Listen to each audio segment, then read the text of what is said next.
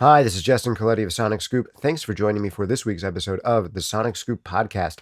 And today, we're going to be talking about something that comes up a lot, something we think about a lot, something we think about maybe too much, something that keeps us up at night if we work in audio and music production. And that is my gear good enough or is it holding me back?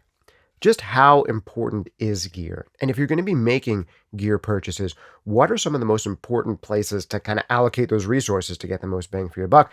I have addressed this topic in different ways in the past on this podcast, but I'm going to try to take a unique and different angle on it today. So even if you've heard me talk about the subject before, there's going to be some new stuff for you in it.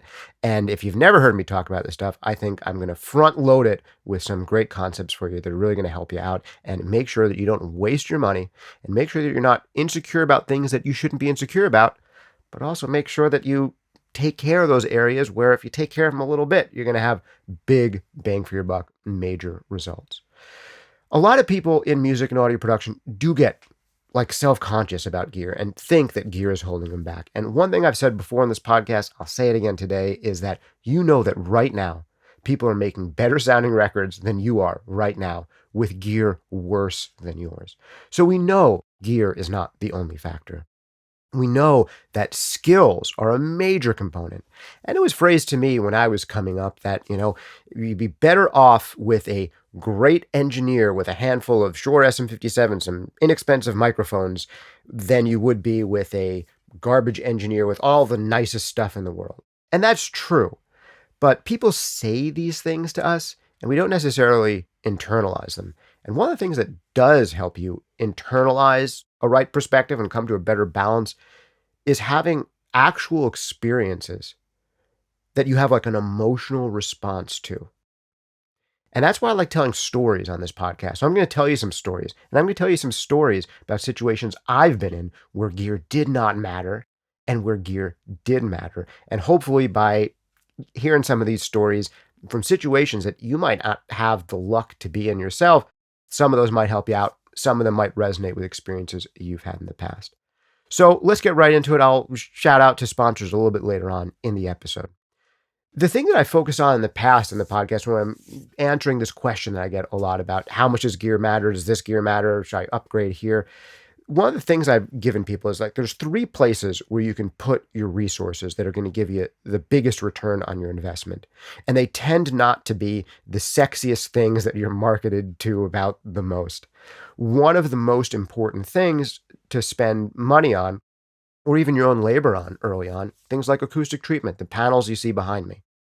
Think about this scenario. Imagine you had $5,000 to spend on monitoring for your studio, so you could hear things better.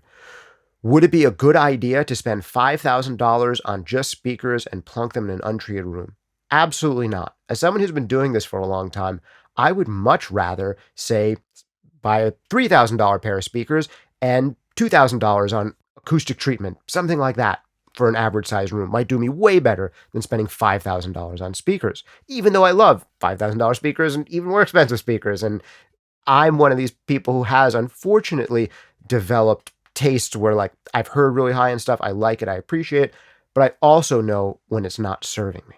And that's something you have to develop an understanding for too. First of all, there is a point of diminishing returns for any type of gear. You may have made upgrades in your life, and this is one of the reasons that you and I and everyone else thinks that gear is important, because you and I have made upgrades in our lives where we didn't spend a ton, but we heard a huge difference. Maybe the first time you bought a halfway decent pair of studio monitors. Maybe it was a $300 purchase, but it was such a big difference between that and like listening to music on your earbuds or off of your laptop speakers that you're like, whoa, if spending $300 did that, I wonder what spending $3,000 would do. Well, I'll tell you that actually the difference between spending $300 and just using your laptop speakers is a lot bigger than the difference between spending $300 and $3,000 on speakers, even though generally $3,000 speakers are going to be a lot better than $300 speakers. But again, the speakers even aren't the most important thing in that situation. Overlooked thing, the acoustic treatment. As a matter of fact, not only would I rather have a $3,000 set of speakers with $2,000 of acoustic treatment rather than a $5,000 set of speakers with no acoustic treatment, I'd rather have probably a $300 set of speakers with $2,000 worth of acoustic treatment than the $5,000 set of speakers in an untreated room, because that's how big the acoustic treatment is. But it's one of these unsexy things that's often overlooked.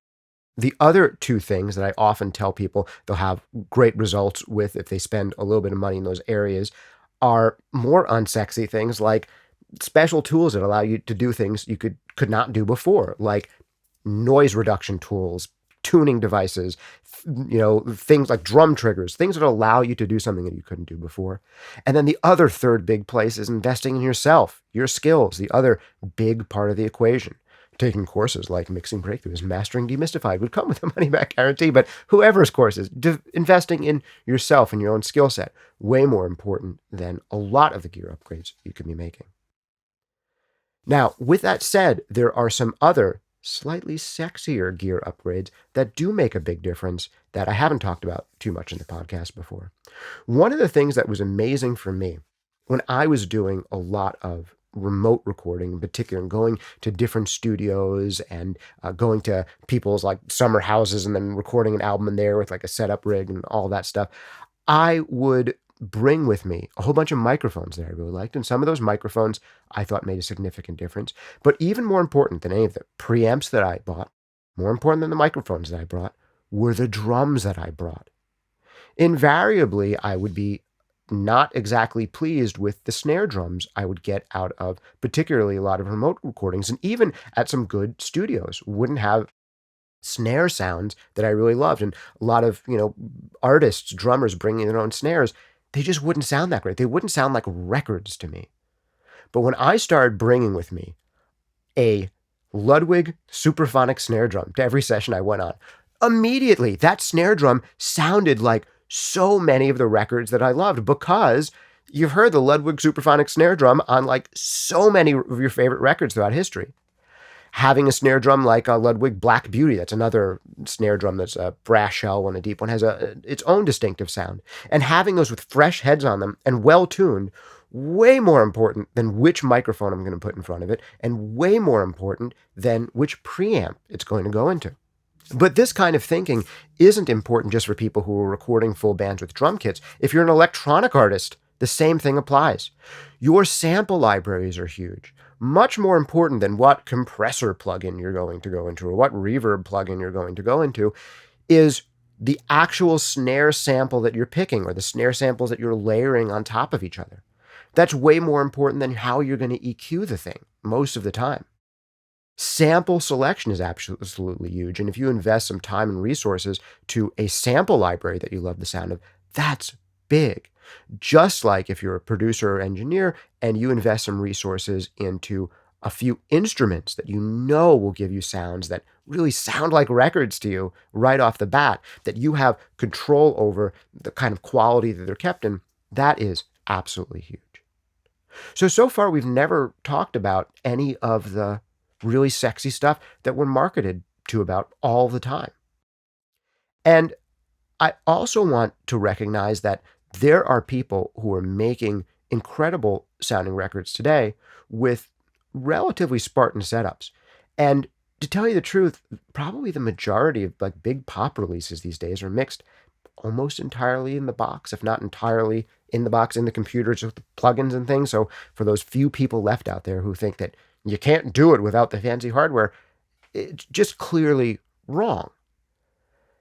Now, that's not to say that hardware doesn't sometimes sound different and maybe better than their plug-in counterparts. Depends on exactly what brands you're looking at. But even in the way back, there was a website once upon a time, this is from the olden days, called Gear Sluts. It's a terrible name then. They've since changed it. It's now called the much friendlier Gearspace. And I remember there would often be like shootouts on there where people would post audio examples. Which one do you like better?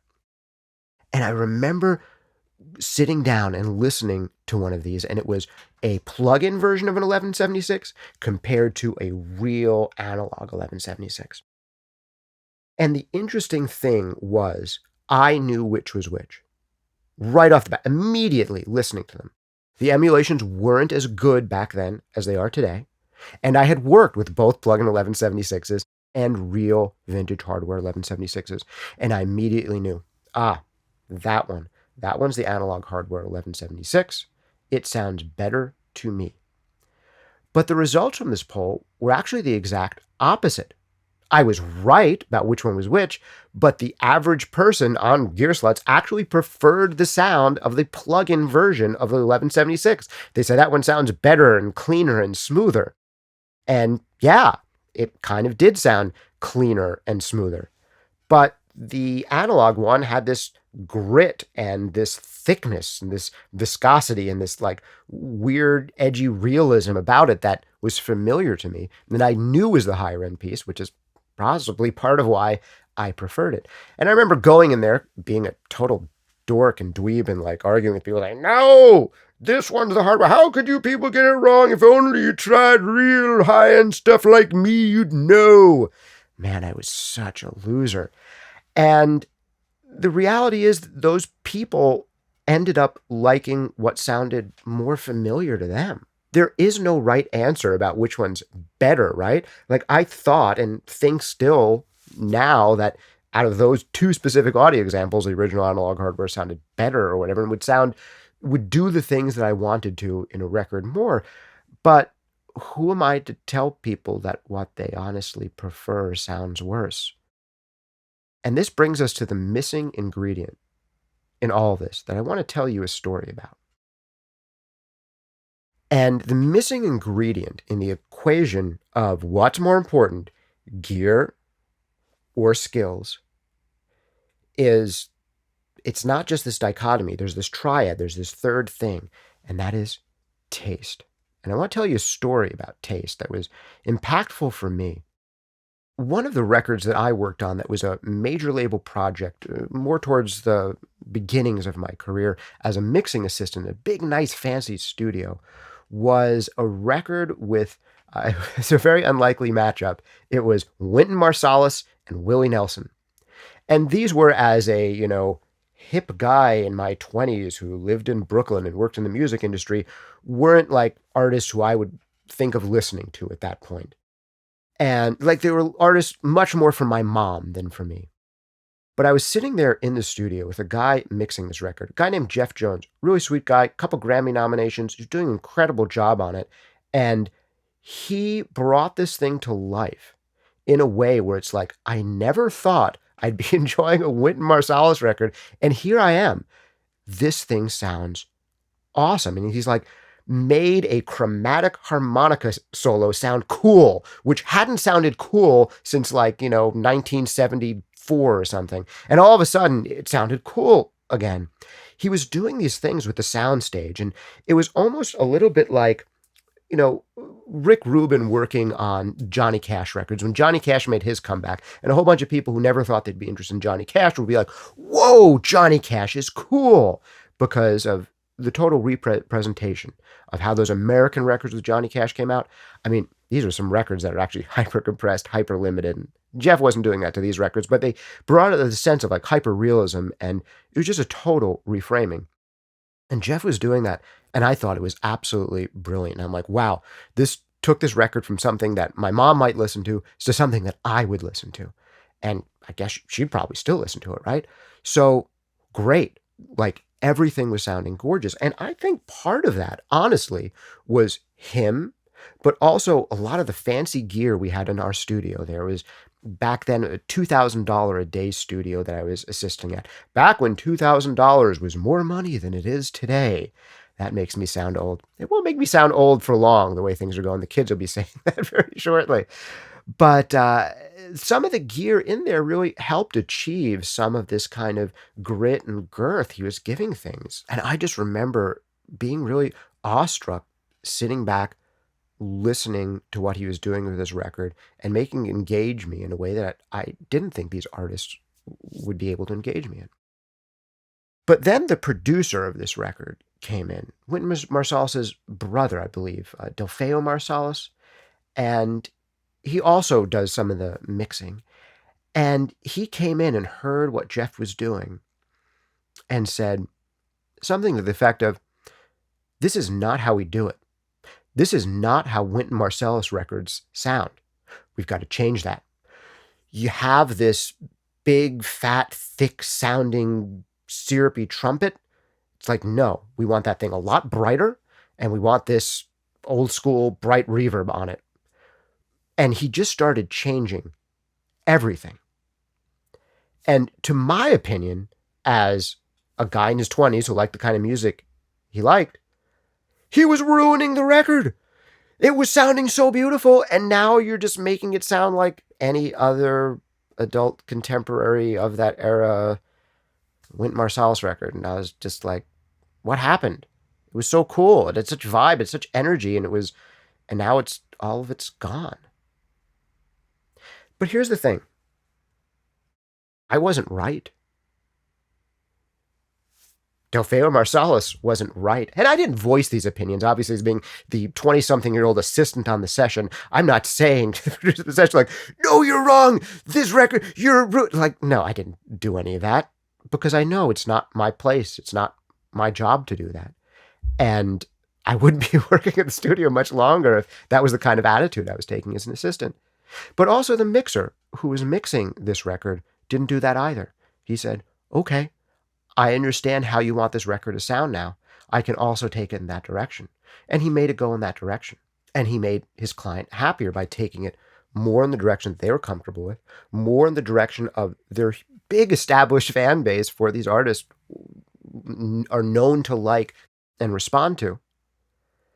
And rather than trying to win the cool points with the other engineers, they ended up satisfying the expectations of the audience that they had.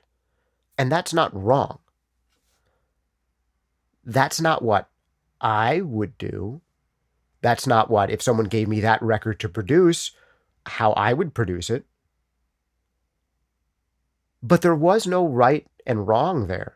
It comes down to what the audience prefers, what the artist prefers, what the producer prefers. And ultimately, a lot of this record the mixes ended up being finished at home studios with less fancy gear. But the end result satisfied the people who were curating that record more. And I can't tell them that what they wanted was wrong, because there's no right or wrong about it. And the final record, the last bits of it, they ran out of budget to be in the big fancy studio with all the big fancy analog gear. So these final mixes, some of them were completed in home studios using much less fancy gear. And they still ended up better satisfying that particular client's needs and wants than what I thought was an absolutely brilliant mix using all this more esoteric, super duper high-end gear. Because it's not just about what the gear sounds like, and it's not just about how you use the gear. Both of those are extremely important. They're probably the two biggest components, but whether or not that sounds better or worse has everything to do with this third component, which is taste. So out of these three things, if you had to pick any two, the most important ones for a successful outcome are alignment in taste between the person doing the production work, the overall people who are like making the final decisions about what sounds right and what doesn't for that project, and the end listeners. So the taste and the skills to get there are the two most important things. And the gear does make a difference because different gear sounds different. But the gear is a tool that we use to try to unify those other two parts of the triad, right?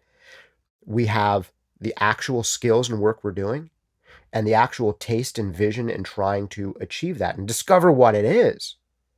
And the gear is what gets those two things, is the vehicle that we use to get those things closer together. So is gear important? Yeah, I mean, if you don't have some acoustic treatment in your room, you should get some. If you have laptop speakers, you should get better speakers.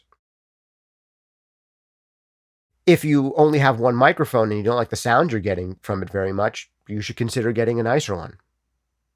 When you have everything dialed into your studio on that front of your microphones, your acoustic treatment, your listening, and your instruments, including things like samples, if you're an electronic musician, including things like virtual instruments if you're an electronic musician. Once you have all those things together, if you want to start obsessing more and more about the final little bits of, ooh, I like the sound of this preamp slightly more than this other one. Maybe this converter is slightly nicer than that one. Have at it. And most of that stuff's for you. Most of that stuff isn't going to make or break your project. It's going to change things by a few percentage points around the edges. It can give you some extra confidence. It can get you to the sound you want a little quicker, maybe a little bit closer. But I'm going to tell you again and again, enjoy that stuff. Have fun with it.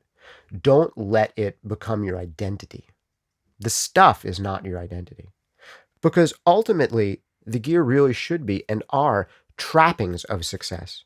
As in, you're successful, so you reinvest some of that success back into your studio because it's something that you invest in because it's important to you and it's a huge part of your life. So you end up having nice gear and nice things to use around.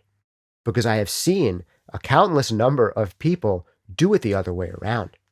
There has been no shortage in history of people with a bunch of money who built a studio, put a lot of fancy gear in it, thought it would be like Field of Dreams where if you build it, they will come. And story is, no, it's not like that at all. Your studio is going to sit empty. No one cares how rich your dad was and how much gear you could buy because that is not what's going to fill up your studio with clients. And this is one of the very many reasons I am not really jealous of people who've come from much wealthier backgrounds than me because I've met a lot of people who've come from much wealthier backgrounds than me being in the music business. And I know that a lot of them have built studios that have gone nowhere and they end up really LARPing at being in the music business. That's live action role playing for those of you who are not familiar with it. And they're not really in the music business, even though they have this monthly overhead on their space that you should only be able to justify by being in the music business. And the gear did nothing for them. And I've actually worked in some of these studios, some of these underutilized studios with a ton of nice gear in them that don't really have much in the way of clientele.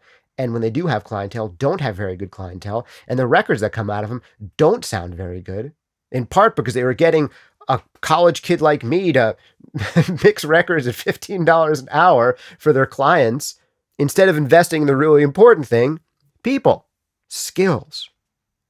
Now, that said, there are some great mixers out there who are in their 20s. Not a lot of them, but there are some people who are tremendously good at what they do under the age of 30. I've had the privilege to know some of them as well. People who were way better than I was at that age.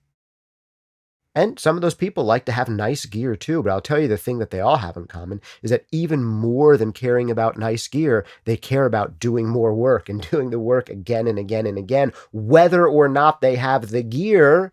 And then they get the gear because they think the gear is fun and cool to have. But the work got them the gear didn't get them the work.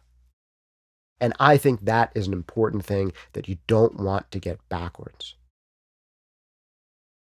Every once in a while, there are gear purchases you want to make because they'll allow you to get the work in that you can now do a job that you would otherwise be unable to do. But you bought this piece of software, you bought this tool, and now you can do a job that's actually on the table in front of you, and you would have had to say no to that job, and you say, yes, I'll take the job. Oh, now I'm going to go buy the gear. Sometimes you do that, and that is another type of gear purchase that makes a lot of sense. But just buying a ton of gear in the abstract because you think it'll make things better and hoping that is what's going to get you the work doesn't really work that way. It just doesn't. The gear ideally should be a result of the success that you're having because it's not going to be the cause of the success that you have. At the end of the day, it really is that simple. Man, there's another like 2 or 3 stories that I plan to tell, but I see how long the podcast has been going already. So I think I'll stop here and save some of those stories for another day. In the meantime, if you do want to invest in yourself, here's the shameless plug. We've got courses. Isn't this like, this is the part where I reveal the whole time I've been marketing to you and I'm just as bad as the gear manufacturers because I have something to sell? We all have something to sell. We all sell what we think is important. And there is some gear that I think is important. I already told you to buy a Ludwig Superphonic snare drum if you're out there making rock records with live drum kits, or a Black Beauty, or maybe a really good maple shelled snare drum. I don't sell any of those. I told you to get acoustic treatment, a whole bunch of other stuff I don't sell. Here's the one thing I do sell, other than my mastering services, which is the courses, Mixing Breakthroughs. If you do want to invest in your skills, Mixing Breakthroughs is one of the best ways to do it. If you want to get better at mixing, if you want to get a roadmap, a plan of attack, so you know how to go through each mix, so that you have a strategy and a surefire approach that is going to get you mixing faster with better results than ever before, giving you more confidence than ever before, the kind of earned confidence that gear just can't buy you. Check out Mixing Breakthroughs over at mixingbreakthroughs.com. It really will help you mix for the better forever. I believe that 100%. I've had, at this point, thousands of students go through this class and tell me exactly that. I want you to be one of them too. If you try and you don't like it, there's a money-back guarantee. Check it out at mixingbreakthroughs.com. It'll help you out. Also, Mastering Demystified. If you prefer to know everything I know about mastering, which is what I do as my main bread and butter gig in audio these days, you can check that out at masteringdemystified.com. I really think it'll simplify the process for you and really tell you everything that you actually need to know without too much technical jargon and mumbo jumbo. And when we do get into technical jargon and mumbo jumbo, I make sure to make that really seamless and clear. But really, mastering comes down to using the same tools you already have access to in a totally new way with a totally new set of priorities. But I think it's something that you can handle doing if you're really interested in it. You can check that out. Also, money back guarantee at masteringdemystified.com. Last but not least, I want to give a shout out and thanks to this week's sponsors. We've got Sound Toys, making some of my favorite creative mixing effects in the known universe. Try out anything they make for free over at soundtoys.com. They really do make some of my favorite stuff. This stuff is incredibly fun to use. Can you make other tools do what Sound Toys tools do? Yeah, the gear isn't the only thing. But Sound Toys makes it fun. Sound Toys makes it inspiring. Sound Toys makes it really easy. And a lot of these things have their own unique tone, vibe, and character that you're really going to enjoy working with. Try out anything they make for free with one of the most generous policies on free trials in the whole music production business. 30 days to try out their stuff over at soundtoys.com. Also, big shout out and thanks to Focusrite, sponsoring this podcast this month as well. They make some killer interfaces, great bang for the buck stuff, from the entry-level Scarlett series all the way up to the high-end RedNet series. It is hard to get better value for your dollar than you're going to with Focusrite. Thanks for hanging out with me for this week's episode of the Sonic Scoop podcast. This has been Justin Colletti of Sonic Scoop. See you next time.